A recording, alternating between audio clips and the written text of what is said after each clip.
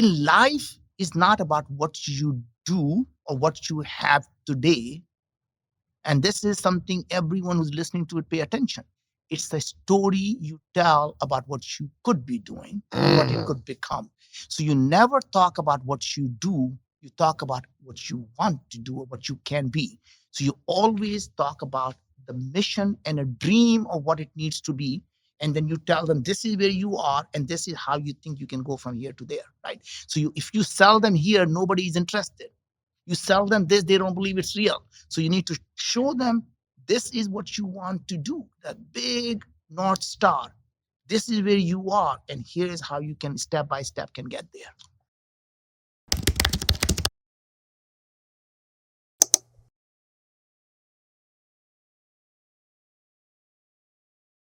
Welcome to another edition of the Social Proof Podcast, where we find dope people that do dope stuff, and you are amazing. Again, I was just telling you, you're the most successful person I've ever met and talked to in person. Okay, not just financially. We'll get into that, but the way you raise your children, and your children are all changing the world.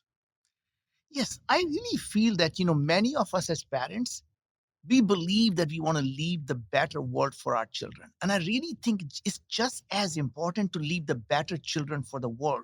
Because at the end of the day, having done so many things in my own life, and I look back and reflect, and I find my biggest source of happiness actually comes from watching the children do the things you wish you could have done, to be able to change the way people look at lives.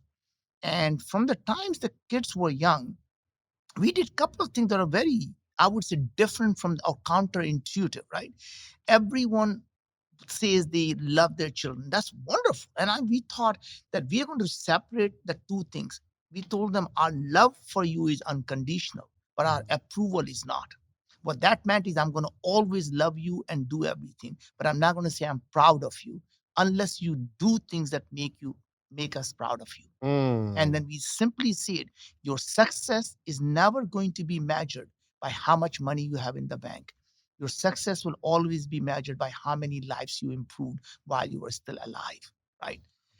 Your self-worth doesn't come from what you own. Your self-worth comes from what you create. So if you own a lot because you inherited, you're still a parasite on society. So just don't be a parasite. Go out and do something. Find the problem that matters to you and go solve it.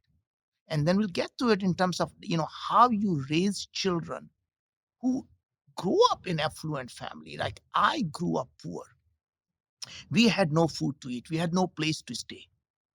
And growing up with that type of hunger, you can see, of course, you want to go out and prove and do something. But what about the children who grew up in affluent family? And the trick is, how do you give them the same purpose in life? How do you give them the intellectual curiosity? And that is a fundamentally every teacher, every parent doesn't understand that. It's not our job to take the kids to the water and make them drink, which is learn this. Our job is to make them thirsty. If you make them thirsty, they will find the water and they will drink it. The question really is, how do you create the thirst in the children? And the way you create thirst is to give them intellectual curiosity. Once you create that, rest of their life, they can never stop learning because they always wonder, what if that was possible? What if that could be done? Why does it work this way? And they challenge everything because they're curious. How do you create intellectual curiosity in someone else versus yourself? Like some people still aren't intellectually curious themselves. How'd you create it in your children? Yeah. So first of all, let's just talk about ourselves first and then come down to children. We all have been told to live our life that is nice, smooth life. And what we really need to learn is to live is to have a heartbeat. What does the heartbeat look like? Up and down and up and down. And when it's smooth, you're dead. So if you're looking for a life that's smooth, you're living a life of a dead person. The Mm, ups and down tells you you're alive. When you are down, all you have to do is hunker down and know the next beat is going to be up. And when you're on top of that beat, never get too arrogant, never get too cocky. You know the winter is coming and winter shall come, right? And hmm. that's the beauty of life, is to enjoy everything that happens. And the only other thing I would tell you, David, is that when something happens to you, we have this tendency to label it. Is it good? Is it bad? This happened, this is bad. And just by labeling it, our mind changes, our emotions changes, right? I don't know about you. You break up with the first girl you love, and you think that's the worst thing that happened to you. Your life is over. And a decade from now, you look back and say, what a nightmare that could have been. Right. Or even, you get a divorce, you think that's the worst thing. And, you find someone you love and you say, oh my God, what a pleasure. Hmm. Right? Yep. So my point is, when things happen, they may look at that time they are the worst thing. Just believe the universe is your friend. And the minute you believe universe is your friend, you just say everything that's happening to me is for my benefit. Everything. Everything that happens to you is for my good. And here's what another thing you like say. There are only two types of things in this world: Okay. the things that you control and the things you have no control over. The things you have no control over, I look and say, it is what it is, and it will be what will be. That's true. Right? And the things that are in my control, I absolutely do the best I possibly can. And then I say, it is what it is, and it will be what will be. Right? Absolutely. Right? And so Absolutely. my point is, I just don't have to stress about what's going on. I say, look, it's in my control. I did everything I could, and it will be what will be. And you move on with life. Did you set out to become a billionaire? First of all, I don't even know what it means to be a billionaire. To me, really, it's about, are you living a life of a purpose? Right. But Naveen, okay, so I looked up on Google, right? And obviously I'm doing research. And it said it said you're worth like $8 or $9 billion. Now I don't know if that's true. But look, first of all, I just don't like talking about money. Yeah. Money to me is simply a mechanism, or you could call it, if you're really being an, it's a score you keep, right? Right. For doing things that matter to you. At the end of the day, the only reason to live is to live a life of a purpose. And I'm asking everyone who's listening to this or watching this, when you wake up in the morning, I don't care what time, but I do get up at 4 a.m. When you wake up in the morning, do you jump out of the bed? And the answer to Mm. that is no. You should quit whatever you're doing that day and find something that means something to you, so you jump out of the bed. When you find a purpose, when you find your North Star, when you find something you truly care about, you go to sleep thinking about it, and you wake up in the morning jumping out of the bed wanting to do that. Naveen, when you were poor, Yeah. because I'm from this vantage point, and I'm with you Yeah. 100% because once I started making money, I realized how unimportant it is. Right, like happiness is important, but when you don't have anything, was your mindset, how do I have some stuff? Of course, been there, done that. I mean, at my point, grew up with nothing, right? So the point is, it's not about having, it is about finding something that you are so obsessed about. Remember, your passion is for losers, passion is for hobbies. The people who really care about things have obsession to solve that problem. And when you find that obsession, what happens is you spend countless hours learning that. When you do that, you become good at it. Anytime you become good at something, you can make money from it. Making money is a byproduct of doing things that you love and improving people's lives. If you can do anything, I don't care what it is, collecting the goddamn garbage. If you improving people's life, you can create a business out of it, right? So if you can find anything that improves million people's life or a billion people's life, you can create 100 billion, $500 billion business. But you don't wake up in the morning and say, I want to make money. What do I do? I want to create $100 million company. What do I do? The answer is sell drugs. I don't know. I mean, the point is, you can't focus on making money. Making money is like having an orgasm. If you focus on it, you're never going to get. You just have to enjoy the process. He's blushing. No, I'm being a bit. You know what I didn't do? I didn't even introduce you. Okay, so look, we have Mr. Naveen Jain here. How do you introduce yourself? Like when I meet you? Because you just said, hey, obviously we're here for the podcast, but how would you describe yourself? I am Naveen and I just love life. This is clear to me right now. You are having a good time. And it's clear, like, it's not about money because you could just hang out and travel the world, but you wake up at 4 a.m. and you're still working. I work 18-hour days, 7 days a week. And that's the beauty because I am not working. This is my retirement. What do you do when you're retired? You only do things that you love doing and you do it for as long as you want. But I have a simple rule. If my life at some day starts to become where my whole day is dedicated to hitting a small ball and putting in the hole, I think I have outlived my life. So if you feel that your life is simply about playing golf, I think you should give somebody a permission to at least get you out of the misery because you have no purpose in life left. Okay, can we talk about this journey to here? First off, last question. I take it you don't like that people label you a billionaire, right? Well, I don't like people labeling Because me. every video it says billionaire Naveen Jain, billionaire. It's I don't don't like that? like being labeled anything, Yeah, for right? sure. Because I am not a label. I am a person with a mission. And if you want to label me something, label me a man on the mission, right? And that mission for me today revolves around improving people's health, improving people's life. And we're going to talk about that next. Gotcha. Absolutely. Okay. So I want to get into like the journey on how we got here. Because there are some people now that are Excuse me for a second. sorry. Cool. They're yeah, do your thing. It's all good. Because I got so many questions. But I know there's some people that are listening today and they still just can't fathom, okay, I want to wake up and do what I love, but the bills are due. And I want to like kind of take people on a journey on how you got to this big thinking. So you grew up poor. Yeah. Can you tell me those circumstances? Well, it is, I mean, obviously, I was in India. We had, my dad didn't want to take bribe, and that means there's no money coming in because people don't make money in the salary there. And we just were raised where we didn't have food to eat, we didn't have place to stay, we moved from place to places. But to me, that became the best asset I ever had. How so?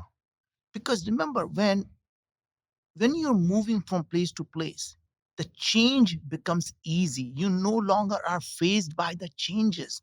You get to reinvent yourself every time. The kids, your friends knew that you go to a new town, you can be anything you want. The point is, you get to reinvent every time, and the change no longer worries you. Change becomes your friend. And guess what? Now, I don't care what industry I am in. I don't care who I meet. I'm comfortable in my own skin, right? And that's where you start to learn the best thing you can ever do is to fall in love with yourself. And I don't mean to become self-conceited. I meant not looking for someone else's approval to do the things that you want to do. Sure. And that's the self-love, is when you're not looking for other people's approval, right? And the thing that when you are poor is to surround yourself with people who you want to become. Surround yourself with people who are already doing things you want to do because they encourage you to be better. When you surround yourself with people who actually bring you down and say, you can't do that. You're a brown guy. You can't do that. You can't even speak like them. You have a thick accent, Indian accent. Why would you ever be successful in starting a company? And what I realized was every single thing about me is my asset. So when people say, well, you don't speak proper English, you have this thick accent. And my answer is, and by the way, and that is my strength. And they look at me, it's like, why? And I said, look, if I spoke like everybody else, you could be texting and listening to me and still make a sense of what I'm saying. When I'm speaking, you give me 100% of your attention, or you're not hearing a word I'm saying, right? And that is that is my asset. That when I am in the room, I get 100% attention from everyone because that's the only way they understand what I say. You have such a positive mindset. When you were, because most of the people that watch this, let's say they have a job and a dream, right? So they're still working a job and a dream. Yeah. When you were just an employee, Yeah. did you still have the same mindset? Absolutely. Remember, entrepreneurship is not about starting a company. Startup entrepreneurship is about having a mindset of solving a problem, right? So there's three types of people in this world. Someone who complains about the problem. True. And we all, like, human beings, every one of us, like a belly button, we at least have a fucking problem that we want someone to care about it. Right? Why can't someone fix the pothole? Why can't someone do this? Right? We can all identify the problem. So we call them human beings. And then there are a group of people who can say, look, this is how you solve it. And we call them the innovators, the disruptors, the solutions, right? And scientists, they all have solutions. And there is one type of a special person in this world who says, you know what? I'm going to go out and do it. Hold on. So sorry. Yes. And that person who is special enough to say, I'm going to go out and do it is an entrepreneur. So entrepreneurs are basically a problem solvers. Right. That's all they do is solve a problem. You're at home, you solve a problem, you're an entrepreneur. You are inside a company, you see a problem, you solve a problem, you're an entrepreneur, right? And that's the beauty of it, is that even when I was inside the company, my job was, what are the biggest problems here that I can solve? And guess what happens when you do? You rise, right? When people didn't even know the problem existed, you actually go out and say, I think I can get that done. And people notice. So anytime a lot of people have this idea of a job and a dream. And that is why they actually suck at job, because it's not their dream job. And the dream never happens because the job doesn't happen anymore, right? And point is, what if you make your dream your job, right? What if you make your dream your job? Right. That means that's profound. Right. And that is when you start to shine. No, to give you an idea, like I went through, obviously, in the beginning when I came to this country, everybody who comes from India, they say, oh, you must be a programmer. I had never seen a computer in my life. But since I was a brown guy, I was a programmer. They say, I can give you a programming job. Great, I'll do the fucking And I realized I would never be good at it, but I can be really good at sales. And the guys looked at me and said, you can't even speak a proper English when you're going to go do sales. Try. That did not work very well. And I said, you know what? I think I have another idea. What's your idea now?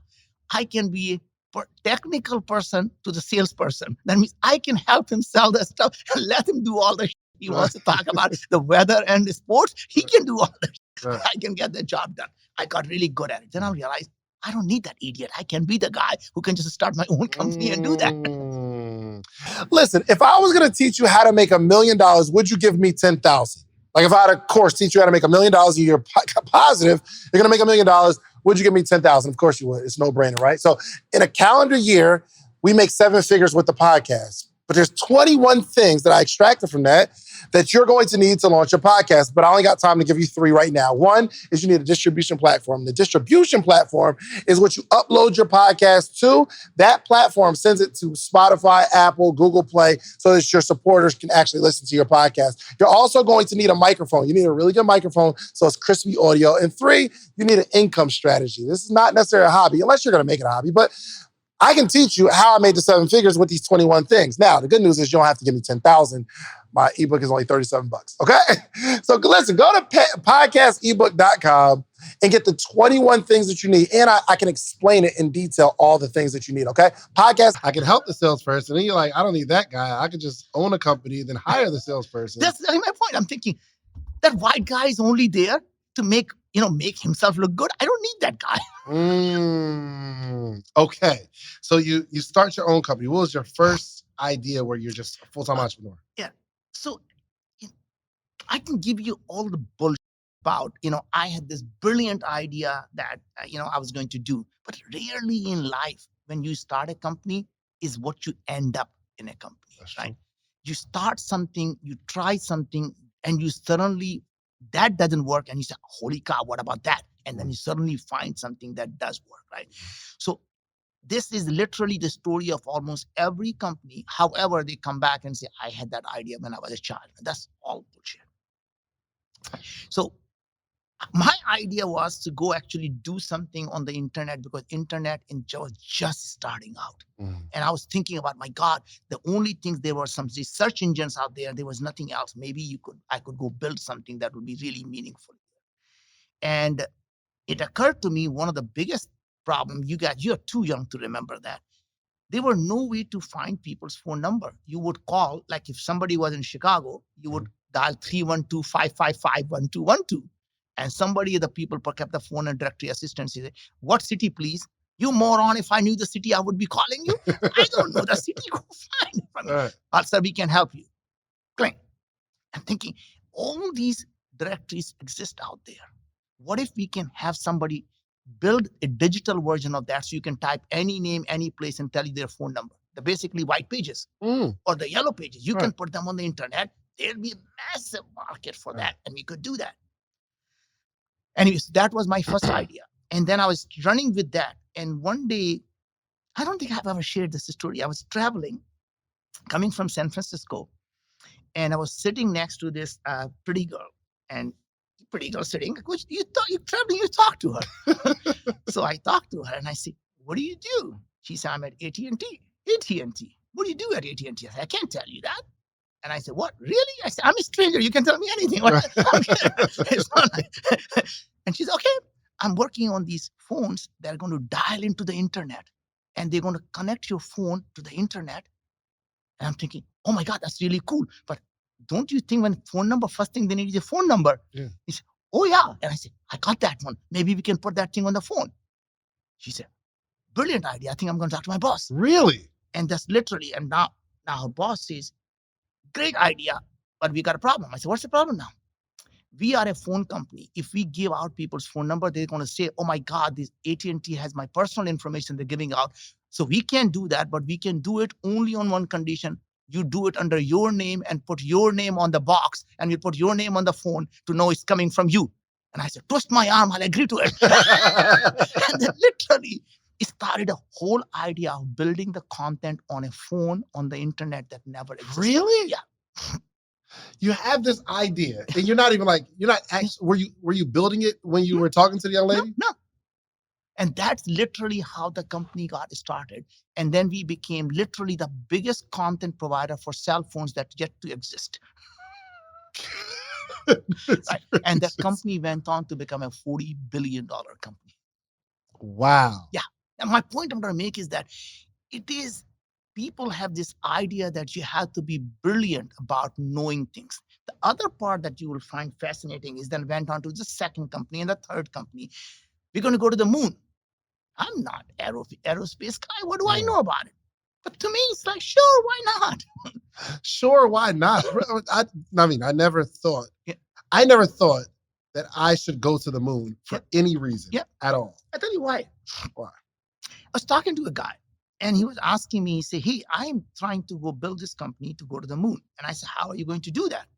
And he's explaining it to me that how they're going to build a massive rocket that will go to the moon. And I'm looking at him. I said, that's a stupid idea. He said, why? He said, like a software, you don't build a big rocket. You build a small one that goes to here, and then you go from here to somewhere else, and you can make it really cheap. And his first reaction was, that will never work. And I said, why not? And he started to explain to me. He said, I don't know, it might just work.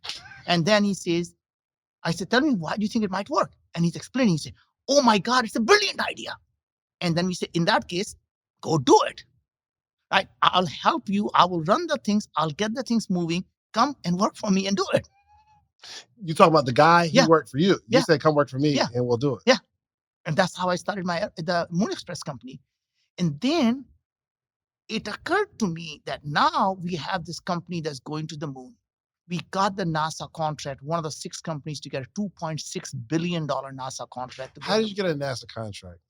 When you start to build some things, you start to show them. In life, it's not about what you do or what you have today. And this is something everyone who's listening to it pay attention. It's the story you tell about what you could be doing and what it could become. So you never talk about what you do, you talk about what you want to do or what you can be. So you always talk about the mission and a dream of what it needs to be. And then you tell them this is where you are and this is how you think you can go from here to there, right? So if you sell them here, nobody is interested. You sell them this, they don't believe it's real. So you need to show them this is what you want to do, that big North Star. This is where you are, and here is how you can step by step can get there. Wow. I think, and I'm going to give you an example of how you do that. Please. So, and then I'm going to talk to you about my next initiative because what we're going to spend time. First off, can I be a part of it somehow? Sure. Okay. So, well, I work for you now. So, David, you are already doing that. We all work for the humanity. I work for humanity, you work for humanity. So you and I are working together on the same mission. Right? Sounds good to me. Right? So the mission that I set out to do is, what if we can understand what causes people to be sick? What causes people to have obesity? What causes people to have diabetes? Why do people have depression? Why do people have Alzheimer? Why do people develop cancers? If we can somehow understand it, we can prevent it and we can reverse it. Now, I am no scientist. I'm not a doctor. But to me, this is a problem that's worth solving. So I'm going to give a framework that I use for myself, and then I'm going to apply it to how I did it. Gotcha. So the framework that I use is, anytime before I start a company, I ask myself 3 questions. Why this? Why now? Why me? Why this? Why now? Why me? Before you start any initiative. Any initiative. Why this? Why now? Why me? Okay, I like that. So why this is simple. You say, whatever it is that you're trying to do, you go backward and say, God forbid, I'm actually successful in actually solving the problem that I'm setting out to do. Would it help 1 billion people live a better life? You can say 100 million people, you can say 1 million people. And the reason for that is not because you're philanthropic.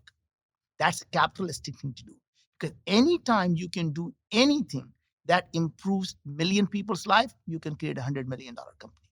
You can improve 1 billion people's life, you can create a $500 billion company, right? It is, if you stay focused on improving people's life, they're willing to pay for that service. I don't care what it is. They will pay you for something that improves people's lives, right? You have a pain, I have an aspirin, you'll pay for it, right? Yes, all the time. All the time. So all you have to do is find the pain and give them the aspirin. Find a problem, solve the problem. I love it. Now, so that's in the why this. Why this? It's a big problem. People need help. This is why we're going to do it. That's right. Got it. And by the way, as I come back to tell you, it's easier to solve a big problem than to solve a smaller problem. Now, that's a counterintuitive. It is. Right? When people say, oh my God, you're going to go solve this problem of going to the moon, or you're going to solve the problem of these big chronic diseases, that's so much harder than something I could do now. It turns out it's easier to do. And remind me when I come back. Let's just answer it right now because I'm confused. I want to agree with you. Okay. So tell you why it's easier. When you do something that's audacious, the best and the brightest in the world want to work with you, because the brightest people want to work on the toughest problems, and the people who are successful, they want to become significant. Give them something to make their legacy. So when I started this company called Viome that we're going to talk about, by the way, this is really interesting. I named the company Viome, and as you know, the Indians cannot pronounce the word we. So I say Viome, and everybody laughs. What do you mean by that? I said, V as in Victor, I-O-M-E, Viome. And he said, well, that's not Viome, it's Biome. But so you created a name that you can't necessarily say like that yourself. Yes. And, I just love the name because, VI came from, French for life. C'est la vie, life. Gotcha. V is life. And omics was science of life. And that's the name I love. And I said, I can't pronounce it, but somebody else can. I'll hire some white dude to go do that for me. I am so inspired right now. Like you are just fearless. You're fearless. And it seems like you have an idea once you vet the fact that why Why this? Yes. And then we're going to go to why now. Then we go to why now. And then why now is now the right time to solve this problem? Yes. And you ask yourself, what had changed in the last 1 to 2 years? But more importantly, what do you expect to happen in the next 3 to 5 years that will allow you to solve the problem in the next 3 to 5 years, not today? That means this problem couldn't be solved today or yesterday, but can be solved in 3 years. And you need to know what is that needs to be happening to solve that problem, because it's going to take you 2 3 years to get there anyway. And you want to use tomorrow's technology to solve tomorrow's problem, not yesterday's technology to solve tomorrow's problem. So you're thinking to yourself in the timing, Yeah. what has changed in the last 1 to 2 years? Like what's a problem that is New. that is new? Or there's new solutions that are coming up that never existed before, right?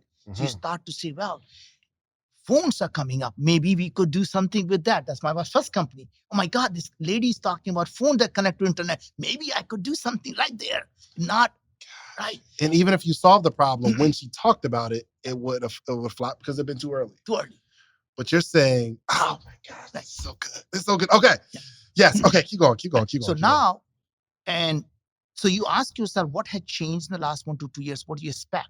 And this is the thing you were talking to me about, was what problems have to be solved to solve this big problem. So this is a big problem.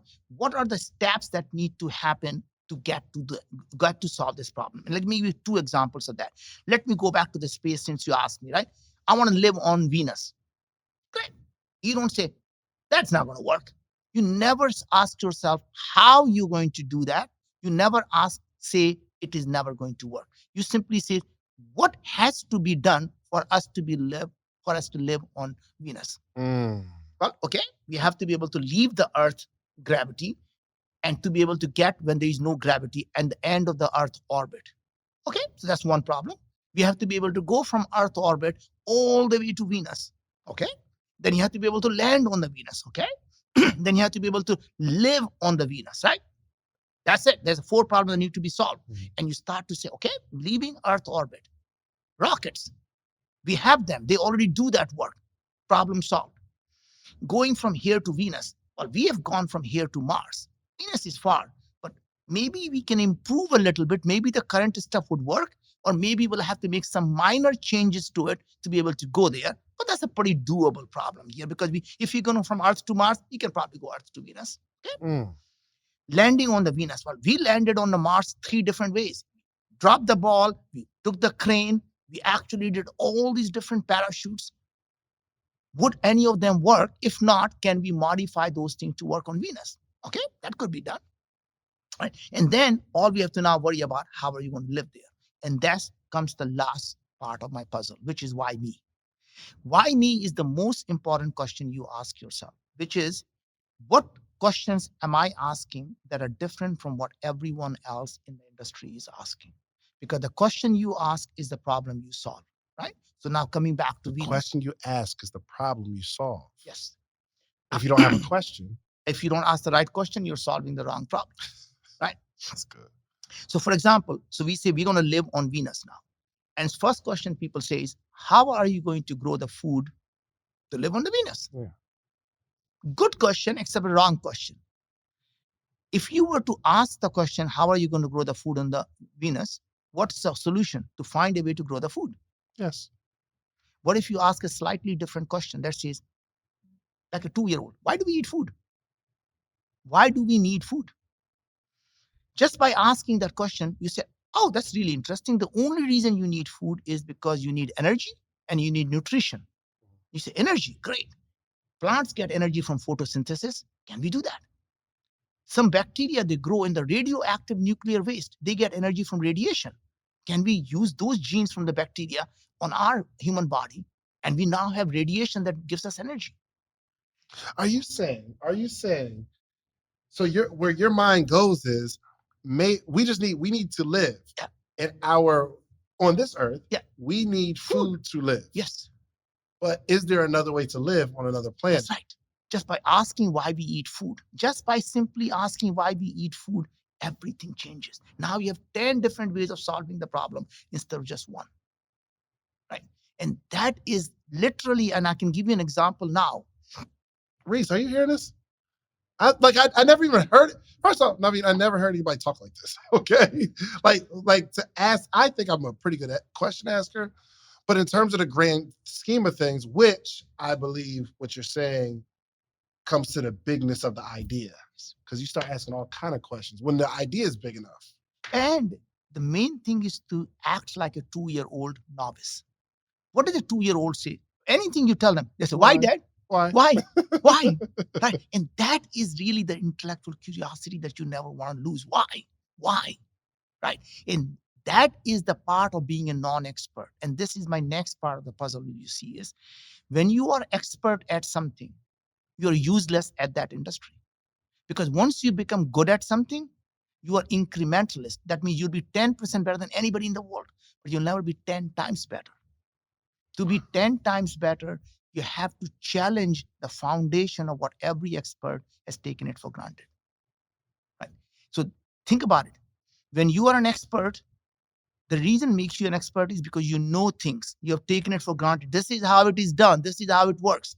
When someone comes along and say, why? And they change everything. They completely redo everything, and the new thing is created, and you're gone. Your whole industry is gone. Notice every single industry that is being disrupted, not a single one came from people inside the industry. Hold on. Let me think about that, Mr. Jain.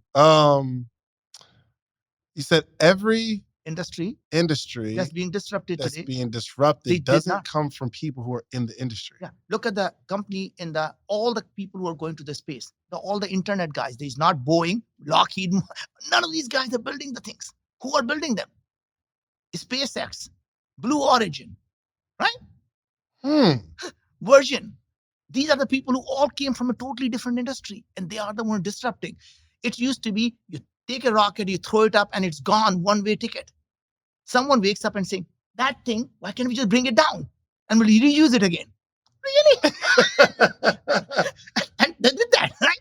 Point is, it is someone saying, that thing is wasted. I think that we can reuse the thing and just bring it back. Right. And the people in it are saying, this is how it goes. We've done enough research to find out this is how it goes. That's right. But then Naveen Jain comes and says, but that point is you do this in every industry.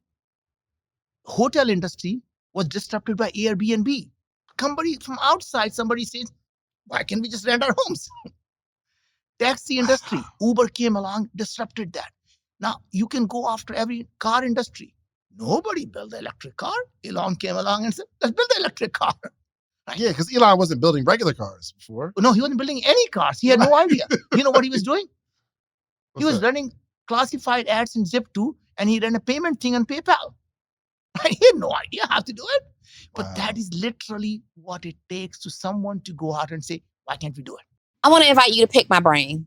Mine too. Mine too. Yours too? Mine too. Yours too. Okay, you guys, we are so excited because we just dropped our newest podcast series called the Brain Picker Podcast. David. Oh, it's going down. You get to pick our brain. You have a business idea, a concept. You're stuck. You can't get off the ground. You need the advice of seasoned, experienced entrepreneurs. Not only entrepreneurs that are practitioners, but we got a lot of people that we've been coaching all over the last decade. All over the globe. They got receipts. Not just that, you never know where your next investor might be hanging out. And the word on the street is we got all the connections. That's a big fact. We got all the connections. So if you want to sit down with us and pick our brains in front of our audience, and we're letting you pick our brains, we won't even talk bad about you for doing it in front of our audience, bringing your business maximum exposure. Find the link somewhere around here, wherever you see it. It's there. And apply right now to pick our brain. Let's go. Let's go. Let's get it. Let's get it. Right. Wow. And anyway, coming back to it now, on our current initiative on Viome in healthcare about preventing and reversing chronic diseases. Now let's apply the framework. Why this? Why this was very simple. I said, what if we can understand, prevent, and reverse chronic diseases, including cancer and aging, right? Would it help 1 billion people live a better life? The answer is 7.4 billion people. Every one of us is going to suffer through that. And by the way, cancer, aging, every one of us knows we're going to have it in our lifetime one day. So 7.4 billion people. Great. That's a great idea. I'm sorry, real quick. When you say reverse aging, I mean, do you believe that people, you can extend life? well, we're going to come back. I said reverse aging. So, for example, I am 63 years old now. My biological age is now down to 50. That means I am 13 years younger than my chronological age. So I'm not reversing aging. When I'm 70, my hope is my biological age comes down to 40. How are we calculating this? Huh? How are we calculating? So basically, what you do is understand. So I'm going to come back and describe to you how we do that, right? Yeah. So let me just come in a framework and then I'm going to talk about Viome. Right. So at Viome, what we did was we said, look, what questions we can ask that is different from what everyone else is asking. Everyone in the industry was looking to say, I want to know about your genes, your DNA. That's what matters. And I am not a scientist, but I do remember my high school biology well. And I thought the DNA never changes. That's what you say. Your DNA is the same when you from the time you're born. And I'm thinking, if you do my DNA test today and I gain 400 pounds, my DNA is the same. I get diabetes, my DNA is the same. I get heart attack, my DNA is the same. And then I die and my DNA is still the same. You can do my DNA test 10 years after I die. It's the same. You can have a DNA of a dinosaur right now, right? Yeah. If DNA can't even tell you you're dead or alive, how will it tell me it is you're healthy or sick? So by looking at DNA, you can't find out anything. Right. Good. So now what do? I don't know anything better. So I go to Khan Academy. What happens to DNA? And it says, well, it converts into a thing called RNA. It's RNA. And I'm reading, it says RNA is what genes, how your genes are expressed is your RNA. Okay. Now, I am now trying to figure out what the hell is going on in my head. Right. I'm thinking, oh my God, I get it now. Every part of our body is made from the same cell. Remember at the beginning, how the life works? Yes. Mom's eggs, dad's sperm makes a single cell called zygote, split. And everything here is come from the same DNA. Yes. If you take my hair, DNA of my hair, my eyes, my skin, my nail, my finger, same DNA. So why don't we have the eyes growing on my fingers and my nails growing on my head? Same DNA? Yes. So what is it happening? Some genes are overexpressed and some are underexpressed, they become eye. There are different genes are expressed, they become nail. Different genes are expressed, they become skin. Different genes become heart. They all same alphabet. You write a different story. So DNA is like an alphabet. The story you write is your gene expression. The RNA? RNA. Okay, gotcha. So I'm thinking, holy cow, gene expression. We're going to just go measure gene expression. We're going to figure this thing out. Nobody ever told me that not a single company has ever done that. We don't worry about that stuff ever. We said, we'll figure that thing out. Would that solve the problem? The answer was not quite. Now what? It turns out, bro, that we as humans, 99% of all the genes in our body don't come from our mom and dad. No. 99%. They come from these microbiome that 100 trillion of them, they live inside our gut, in our mouth, in our nose, ears, everywhere. These tiny, tiny organisms, 39 trillion of them are in our gut alone. Right. And so basically we are a walking, talking ecosystem. And they are not a parasite on us. We co-evolve together and we outsource our functions to them because otherwise we would be a very complex body. Right. So what happened was these organisms have been around for 3.5 billion years ago before we came along. Remember, amoeba, bacteria, viruses, phages, these things are all over. In fact, every time we breathe, billions of them we're breathing and billions of them we're exhaling. Wow. Every time we poop, billions of them we are throwing them out. Wow. Now, you could argue that these organisms actually created humans to carry them around. Think about them. If they were smart, they would have said, hold on, the argument, we could argue that these organisms created humans. Yes, to take them around, because what happens is they're saying, look, we're all stuck in the savannas of Africa. We're sick and tired of living here. We want to dominate the world. All these bacteria and viruses are getting together and discussing. And they say, what if we can create a bipedal guy? And hundreds of trillions of us could live inside them. And guess what? They're going to go everywhere. They're going to poop everywhere. They're going to spread us everywhere, and we're going to take over the world. And we can control everything they do in their body. Inside our own human cell, there's something called mitochondria, energy factory. Yes. That's the ancient bacteria inside our own cell. Our gut, where the 39 trillion live, they're connected to our brain. They control what we think. They control what we do. Our depression, anxiety are connected to them. So anybody who's listening to it, just Google depression and microbiome, diabetes and microbiome, obesity and microbiome, Parkinson's and microbiome, cancer and microbiome, cancer therapy and microbiome, and you will find every disease and even the cure for cancer is directly connected to microbiome. So now we just have to focus on microbiome? No, not quite there. So I'm thinking, holy cow, I'm Googling literally, and every research shows these things are important. And I'm thinking, holy shit, what is this microbiome thing now? I can't figure this thing out. And I'm now in my mind, I'm thinking they are like small human beings, tiny, tiny human beings inside me. I get that part. That means every one of these guys, doesn't matter who they are. What matters is what they are actually doing. And every microbiome company who is doing it, trying to find out who these organisms are, and they're thinking they can find out what these organisms are, they can find out what disease you have. And I keep thinking that can't be the problem. The problem has to be what they are producing. You can have same human being, put them in a good environment, good behavior, put them in a bad environment, bad behavior. So it's not about who they are, it's about what behavior they have that matters, the environment they are in. And if we can measure what they are doing, we can solve this problem. And then we went on a journey to say, we're going to focus on what microbes are doing and what they do, how it is changing our human RNA. And then we can figure out why the diseases are happening. Goodness gracious. Right. Now, and I still have nothing to do. I'm simply still thinking. Yeah. Now I have no idea how to do it. now I have a problem that needs solving, which is we need to find out what these microbes are producing. We need to find out all the genes that are expressed in the human body. Which it seems like this comes from a series of why, and it leads you to this problem. You're like, well, why? Now, my only thing is, how do I do this? I have no idea how to do this. So now I'm going around different universities and different NASA centers trying to figure out if someone can help me. So interestingly, I went to NASA, JPL. They send a mission to the Mars. I'm thinking, these guys obviously looking for life on Mars. They must know how to do it. Yeah. I go there and they tell me, no, we can tell you there's something there. We don't really know what they're doing. That's no good for me. And I'm thinking, you guys are a bunch of morons. Maybe NASA Houston will know what to do. So I went to NASA Houston, touched a bunch of moon rocks, did everything. They still have no idea. Now I'm thinking, God, that's not going to work. So I went to now all the national labs. I'm at Lawrence Berkeley, Lawrence Livermore. And they're saying, yeah, it can be done, but we haven't done it.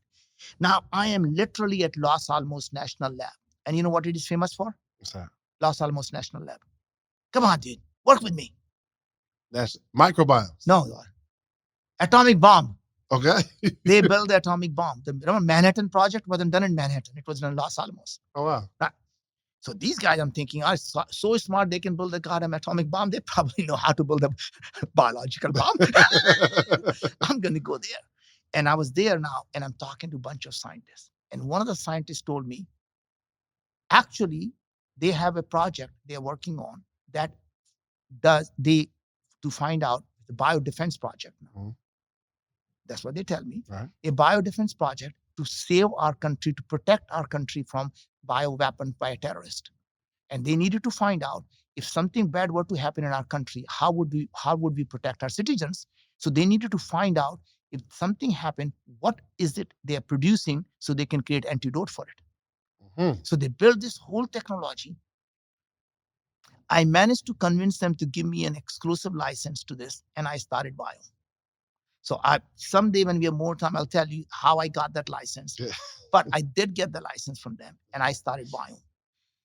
Now, hired the guy who was working on this technology at Los Alamos National Lab. Mm. He's the guy who's developing it. Now I'm thinking that's good, but I still need to get somebody to do AI. So I called the head of IBM Watson, and I said, do you want to come and join me? And he looks at me, seriously, join what? And I say, we're going to solve this problem. We're going to get rid of the chronic diseases from the planet. And he's like, Really? And I said, I have the topmost RNA guy in my Right. team. And he says, okay, but I make $1.2 million salary. And I said, great, I can give you 100K salary. And he said, I'll join you. What? Yeah. He said, I want to solve this problem. I want to work on solving this problem because this is so big. That will be my legacy that I leave behind. And you did nothing but sell the idea. Sell the idea.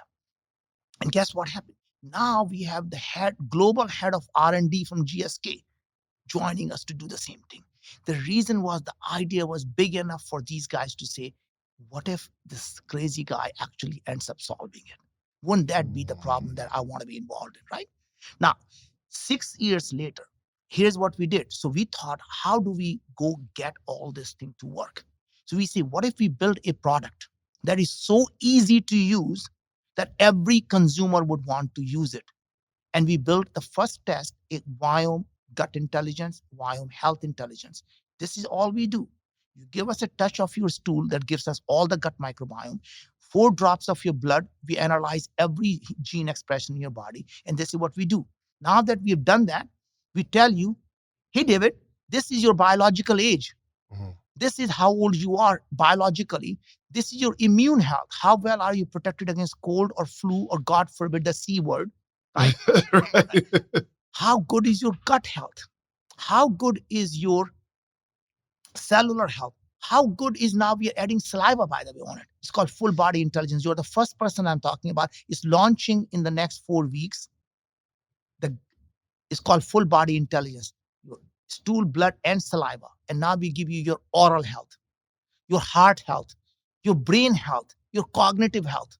And then we just simply don't say, and good luck.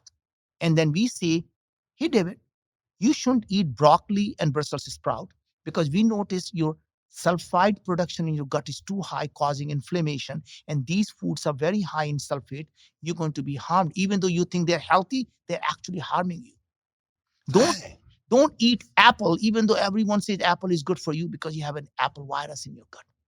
Don't eat spinach, which everybody thinks is good because Popeye told them spinach is good for everyone. But Popeye was no scientist. Right. I'm telling you, spinach is harming you because your oxalic acid is not being metabolized, and this is very high in oxalate. Don't take vitamin B3 because everyone tells you it's good for you. I'm telling you, your uric acid production is too high. Vitamin B3 is going to harm you.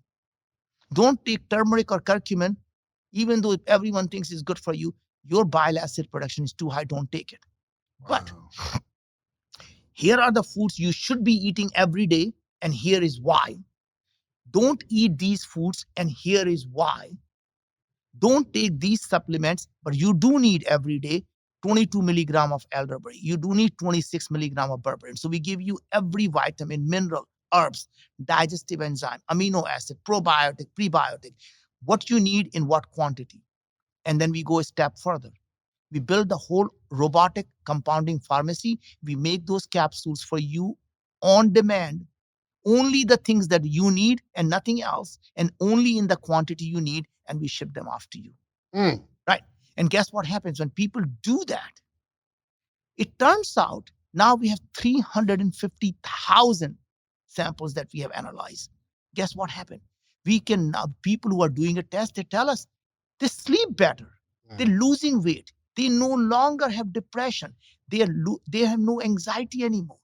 The energy is better. They have no brain fog. The acne and eczema is gone. We weren't solving those problems. We were simply reducing the inflammation in the body because we realized the chronic inflammation causes chronic diseases. You get rid of inflammation. All these were just the symptoms of inflammation in different people, and they simply go away. When you have eczema, it shows up on your skin because the flame is burning from inside. Right? Dang, it's got a little bit. Yeah. And that's basically your food. That if you feed your body right food, it brings back the homeostasis because it heals itself, right? So what we do is now we've proven and we published the paper that people who take our supplement and food, their diabetes score came down by 30%, their depression came down by 36%, their anxiety came down by 32%, and their IBS, stomach ache, constipation, diarrhea, all that shit went down by 40%. Right? Because you had 350,000 people. That's right. And now So imagine that. So if you are listening to it, think about it. If you don't want to be sick, you do a test, you find out what's going on, what foods are good for you, what foods are bad for you, what supplements you should be taking, what you don't take. Right? Now, when you are sick, you only have one wish, to be healthy. Correct. When you are healthy, you have many wishes. Right. Right? And For the sure. point is, the richest person, like Steve Jobs, when he had pancreatic cancer, all he said was, I'll give up all my wealth just to be healthy. Yeah. Couldn't. I lost my own dad to pancreatic cancer. And that was a motivation for me to solve this problem. Wow. Now, here's what's happening, dude. Having done this, all these prevention things, from we learned what is causing people to have cancer. So we actually went to FDA, got the breakthrough device designation to be able to detect stage 1, earliest possible oral cancer, throat cancer. So people who have any history of smoking, chewing tobacco, vaping, or any type of, or you're over 50, you can now find out if you have any sign of cancer. And now we are doing the same thing for colorectal cancer, pancreatic cancer. We're doing for breast cancer, prostate cancer. We're doing it for IBD. So we're going to be able to detect them. And our job is not to detect cancer, to detect precancerous stuff now. So we are working to say, you don't have a cancer yet, but it's precancerous cells already starting to form. You can get rid of them right now. You have colon polyps right now. You don't need to have colon cancer. Your polyps, get them removed right now so you don't become cancerous, right? And here's a guy who had no idea of his science. We are now developing 2 vaccines in partnership with GSK, one for autoimmune disease, one for colorectal cancer. A guy who had no idea about health sciences is disrupting this industry, developing vaccine, diagnosing cancer, preventing these diseases from happening so you can live healthy, because I dreamed that it could be done. I think now, and it comes back to, I can see that it's not something that you're passionate about. You have an obsession. Yes. To solve this problem. To solve this problem. And money, all that kind of stuff. It's a byproduct. That's right. So like my goal is to have like a top rated podcast. And I'm not 100% sure. I need a bigger dream. But first of all, you have to ask yourself, it's not about having a top rated podcast. That is actually the wrong way of looking at it. You have to find out, why do you have a podcast? What is it? You want to spread the message. Why are you trying to spread that message? To get people to live better. Yeah. Podcast is a mechanism to get there. It may not be the podcast. Maybe tomorrow it may be the vodcast, right? You don't know what comes next, because it's a way of thinking. When you say, I'm in a trucking business, and tomorrow people start to have Hyperloop, your business is gone. So if people don't listen to podcasts, are you done? No, you're not done. What you have to say is, I want to be the person who brings the best minds in the world to the audiences so they can benefit from the knowledge, so I can get to do one-on-one, so the billions of people can benefit from the knowledge and the conversation we just had. That is my mission, not the podcast. Today it is a podcast, tomorrow it may be a different media. Today we have this conversation, can we do differently? These are all means to an end. You have to remember why you're doing it and stay true to that mission. Gotcha. So how did you impart this, like this bigness of thought in your children? Yes. So first of all, yeah, and I know you gotta we need to be maybe 10 minutes, we'll wrap up. We need to wrap up in about 7 minutes, so I can go walk up and do my next one. Got it. Go. Gotcha. Yeah. So I think let me just talk about our 3 children here, right? So we have 3 children. Our oldest is now running 3rd unicorn. He built a company called Built, B-I-L-T. The problem he tried to solve were 2 problems. Number 1 was, he said all the kids who graduate from college, they get a job, they can pay for the rent, but they don't have money to pay their deposit, first month, last month deposit. So what he came up with, the first idea was, can I just do a $5 a month insurance and insure the landlord so you can move into the apartment without a deposit instead of borrowing that money or getting from your parents? And that company he started first. Then he started to realize, wait a sec, every one of us is complaining that I'm just wasting my rent money and I'm earning nothing out of it. And he started the second thing, which was a built card, BILT. And everyone who has the thing, you get a free card, no cost to your credit card. You can put your rent on a credit card, earn the points. Landlord gets the full money, no 2% credit card fee, no fee at all. The points you earn, you can use them for airlines or you can use them to pay the next month rent. Right? And that card that he started 6 months ago, partner with MasterCard, Wells Fargo, is now become the largest card with every apartment now is pushing that card on every renter because they get to build the card on first. You as a renter have 21-day float now. You don't have to pay on 7th. You can pay when your credit card bill is due. This is a big problem. Big problem. So he solved that. Our daughter, by the way, he went to Wharton. Our daughter went to Stanford. How old are these kids, by the way? 32. Yep. My daughter is 28. Yep. Went to Stanford. Stanford STEM fellow, Stanford Mayfield fellow. First company she did was she focused on women, removing gender bias in hiring. And she said, women don't get hired. I'm going to solve that problem using AI. Second company she started called Abby, EVVY. E, V as in Victor, V as in Victor, Y as in yellow. She's focusing on women's health. Every single person who's listening to it, if you're a woman, get a test from Abby. And if not, get it from your wife, get it for your daughter. Vaginal microbiome, solving all women's health problems. Not a scientist, not a doctor. Because she sees the dad, if dad can do it, I can do it better. Right? That's how it is. Yeah, it's like you can't come from this household and say, you know, I'm starting a t-shirt line. Like it's like it don't fit. Yeah, my youngest one went to Stanford, Schwarzman scholar, and he's doing a company to actually solve the mortgage problem. Every time you take a mortgage, mortgage gets sold to someone, it gets sold to someone, and they keep sending you new checks to send it to, and they automated the whole thing and said, we take care of the thing, you call us, and we'll take care of where the mortgage needs to go. And he built that, solved that problem. And they all came up with this themselves. They all came up with themselves and all built their own company and all raised their own money. I love it. All right, now I mean, I got to ask one question before we go. Yeah. What do you got to take that? Okay. What do you? And I ask every guest this. Yeah. Where do you see yourself accomplishing in the next 5 years? Because I want to watch this video and say, yo, Naveen said he was going to do that 5 years ago. So I think in the next 10 years or so, I'm hoping that our business that does the diagnostic and therapeutics and cure completely disappears. It is completely shut down because we are able to prevent from humanity having any disease. So our prevention business is actually doing its job when no one is ever getting sick. So no one needs to be diagnosed for any disease and no one needs to be cured for any disease. I knew you was going to give me a good answer. I knew it. Your goal for your company now in 5 years to not exist because you solved the problem. Last question, I promise. What do you think about grade school? Because I'm thinking about taking my kids out of school. Yeah. So I think, school parents have this idea that education happens in school. School are part of the education. Education starts at home, education ends at home. So you need to make your children learn about things that are different from just learning skills. The idea of schooling used to be that you learn some skills. That is gone now because by the time you graduate, the skill you learned is obsolete. Yeah. So you have to learn to learn. You have to learn to solve problems. You have to be learning to work in a team. All of those things are actually counter to how we teach our children. We teach our children, here is a problem. Here are the 4 answers. If you think 2 of them are right, you're wrong. Only one answer to every problem. And when we grow up, we realize there are many ways of solving the same problem. Yeah. I am in school.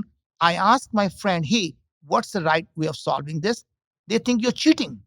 I do the same thing now. The people say you're a great team player. Right? For sure. Point is we're teaching the children all the wrong things.